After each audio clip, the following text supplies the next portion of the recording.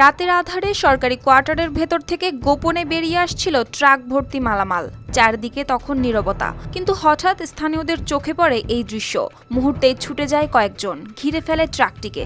আর তখনই হাতে নাতে ধরা পড়েন বরিশালের সেই বিয়ে পাগলা বন কর্মকর্তা কবির হোসেন পাটোয়ারি।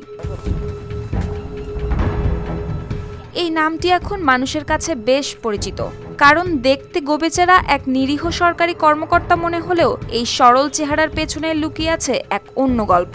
চাকরির সুবাদে বদলি হয়েছেন এক জেলা থেকে আরেক জেলায়, আর বদলির সঙ্গে যেন বদলেছেন শুধু কর্মস্থল নয়, পেতেছেন নতুন সংসারও। তাও একটি দুটি নয়, মোট 17টি বিয়ের অভিযোগ রয়েছে তার বিরুদ্ধে। আর এই 17 বিয়ের কেলেঙ্কারি প্রকাশ্যে আসতেই তাকে সাময়িক বরখাস্ত করে কর্তৃপক্ষ।